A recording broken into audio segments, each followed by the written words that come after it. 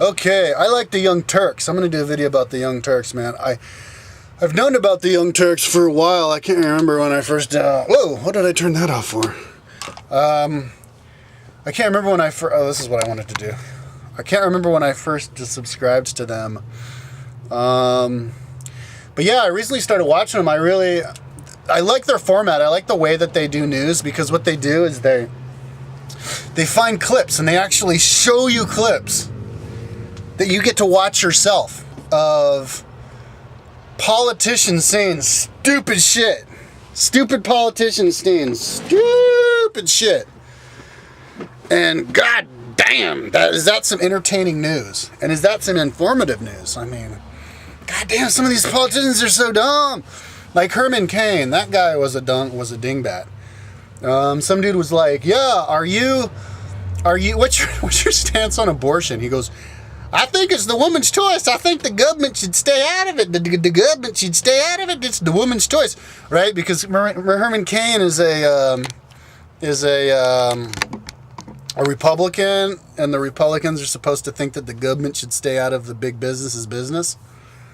But then he's like, oh wait, in his head he was like, oh wait, we're talking about the abortions. So the guys go like, okay, so let me get this clear. You're pro freedom of choice. He's like, what? Abortion? What? No, what?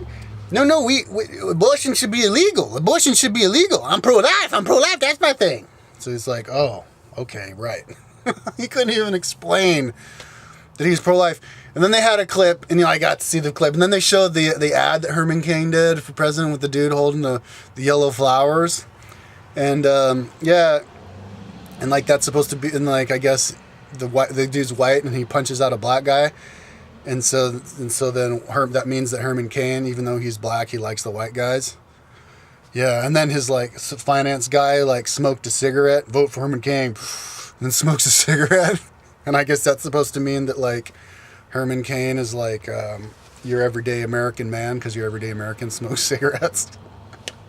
Yeah, so then they play those clips at the Young Turks, and then they like make fun of them and stuff, and then they have votes on what they think. And I pretty much agree with everything the Young Turks say. Some of those dudes are atheists, and I'm not atheist. I don't agree with that. That dude Chinkugur, the Turk, he's agnostic, and I don't have a problem with the agnostics. I'm a New Ager, which means I believe in God. But if you're agnostic, I don't have a problem at all with agnostics, because all agnostic means is you don't want to fucking talk about that shit. You want to keep religion out of it, and that's the American way. Keep religion out of it. I don't know why all these politicians think that they have to love their God. And there's another clip that the Young Turks, like I'm getting all my news from the Young Turks. It's so entertaining. If everybody watched Young Turks, you'd see how stupid these people are. Like Herman Cain in his concession speech when he was like not gonna run anymore. He goes, yeah, and I'm gonna keep praying to my God. My God, I'm gonna keep praying to my God. And I'm going to keep fighting for drilling at home, energy independence, keep drilling, It's like, yeah, and then they make fun of him. Yeah, see how obviously he's a member of, he's a stooge for the big oil business? No, but Cenk, that dude Cenk, I guess he's a lawyer, so he knows about money and stuff and laws and all that kind of stuff that I don't know anything about. But he's been explaining, he supports the Occupy Wall Street, and he's been explaining all the stuff that the banks do.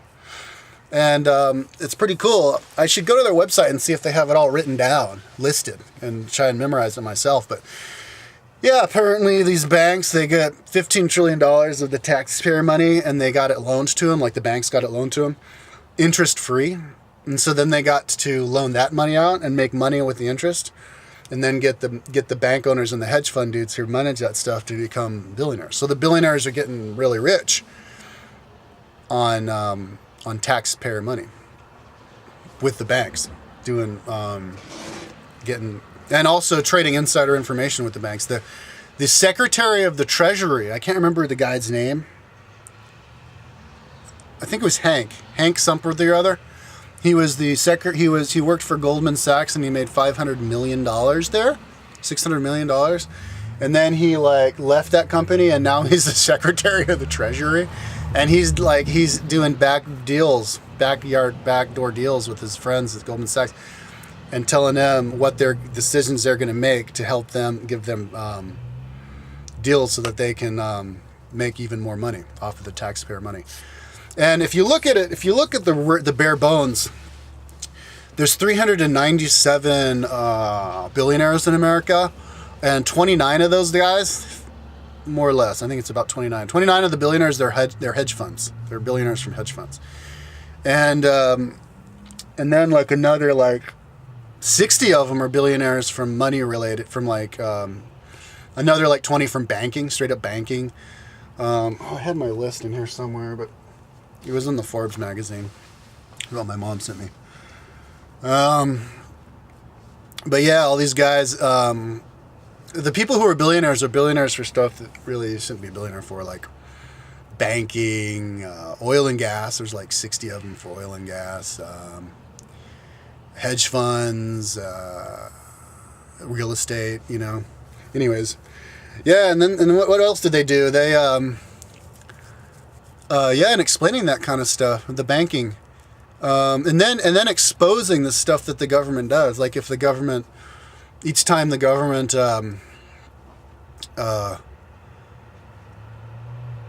like for example, the government threw a bunch of these Occupy Wall Street people in jail and then left them in jail for a week, and then weren't there's this one guy got injured and he needed treatment and they weren't treating him, and then they play clips of all the people who are talking trash about the Occupy Wall Street people, saying like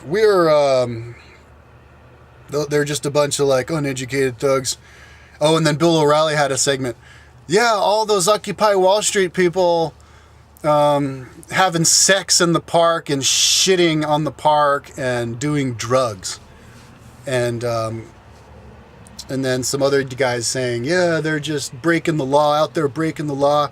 And then the clip of like, what was that dude, the pastor, Pat Robertson, some old dude.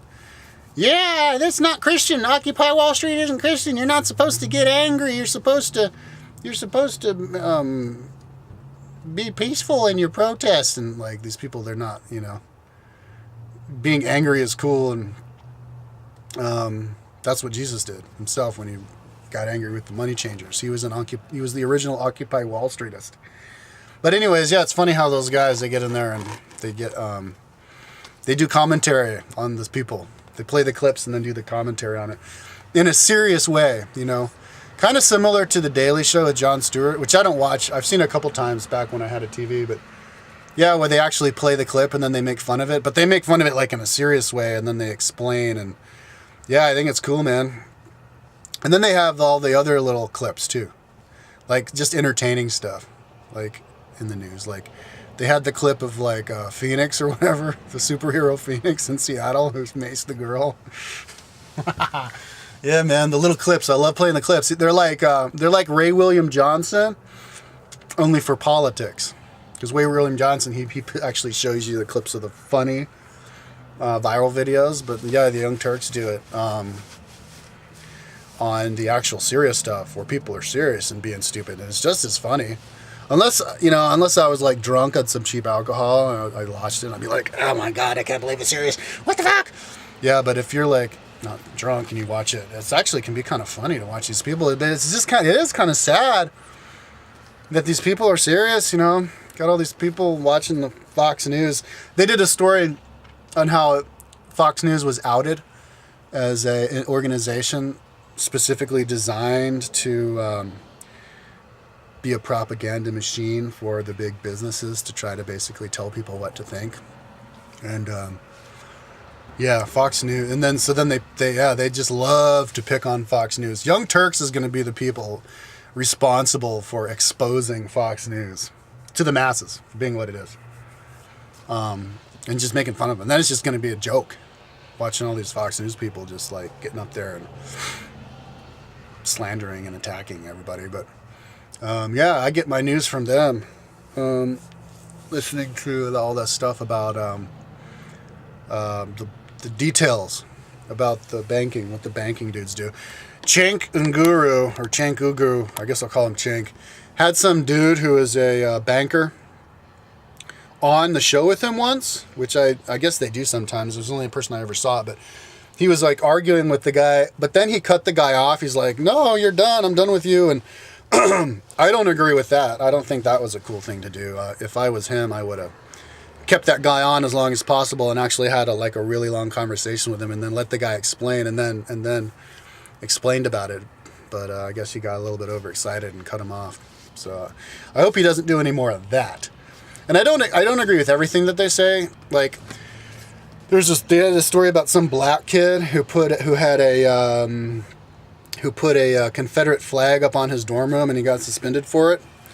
And they were like, oh man, he shouldn't do that. The Confederate flag represents racism, and that black kid thinks that the Confederacy was good. And I was like, no, I thought he just thought it meant the South was good. But then the Chinese dude, I guess the intern, got on there and he was like, yeah, when I was in college, I thought the Confederacy was good, and I was rooting for the Confederacy when I saw the movies because I thought that they were pro slavery. That Chinese guy must have been stupid, because I thought it was common knowledge that the Civil War was about slavery and that the Confederacy was all about slavery. But my idea about the Confederacy flag, like the Dukes of Hazzard, they had it on their car. It doesn't mean that the Dukes of Hazzard are racist, The Confederate flag represents the southern states. The Confederacy, and you can look at the Confederacy and only see the positive stuff of the Confederacy. And even if all that positive stuff came from slavery, like them getting out and hooting and hollering and having fun because they got to have fun all the time because the slaves did all the work, but still, there's some good things about the South. I've never been there, but they're really hospitable, I heard, and really friendly, and they got that cool accent, and it's the South, and down here in the South, and it's the black people are part of the South too. And they'd always been part of the South, and I think there's more blacks in the South than in the North, at least back then. So the Confederacy flag can be everything that's good about the South and not the bad stuff. A good example about that is if you listen to a song that you listen to at a certain moment of your life, and maybe it was a bad moment of your life, when you hear the song, it brings back the memories of that moment, but it only brings back the good memories. And that's what the Confederacy flag could be. The Confederate flag could be just the thing that brings back the good thoughts about the South, but not the bad. So yeah, anyways, I didn't agree with him on that. But what else do I not agree with him on?